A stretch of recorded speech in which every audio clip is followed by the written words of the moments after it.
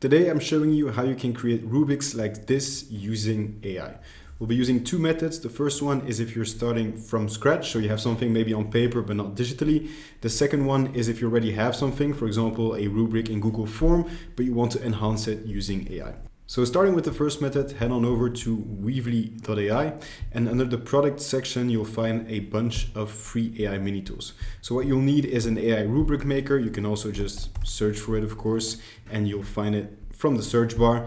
Click on it, and what you get is essentially what you see. So you have a prompts box where you can specify what you're exactly grading using the rubric. Of course, there's example prompts here below that you can just go ahead and use or tweak based on your necessity. So these are pretty complete prompts. It doesn't need to be that complete. As always with AI, the more specific you are, the better the outcome is going to be. So once you're happy with your prompts, you can go ahead and press generate your form, and Weavely.ai is going to build you a rubric. So essentially it's going to specify what the criteria are at the top if you specified it in the prompt, and then you'll get a matrix questions to fill those in.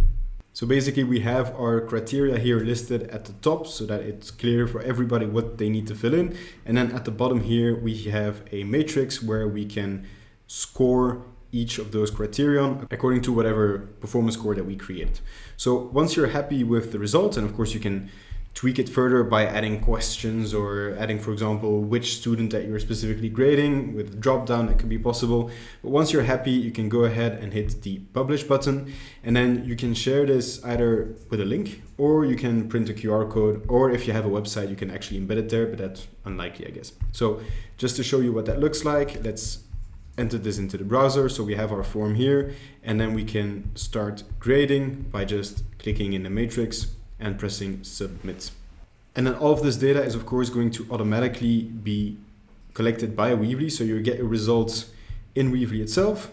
You could also just look at individual results if you want to, but if you're interested in having that data in another system, so for example, a Google Sheets, there's also integrations that you can set up so that all of the data automatically goes into Google Sheets, for example. So this is the method that you use if you don't have anything, except an idea, of course, of what you want to grade. If you already have a Google Forms with a rubric and you want to enhance it, then that's the second method. So for this, we're going to head on over back to Weavely.ai, and we're going to press start for free. So this will lead us to the Weavely editor, where we can actually import a Google form. You'll need to set up your Google account first. So it's just a single sign-on process. And then once you're in there, you can paste the Google Forms editor URL, and it would import that into Weavely.ai, after which you can enhance it. So in our example, we have a standard party invite.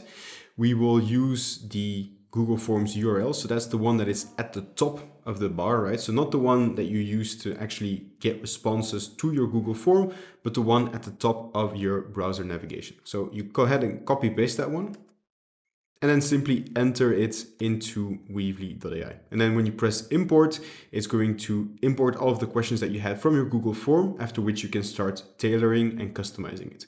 So for example, we could say, make the form visual something party-like.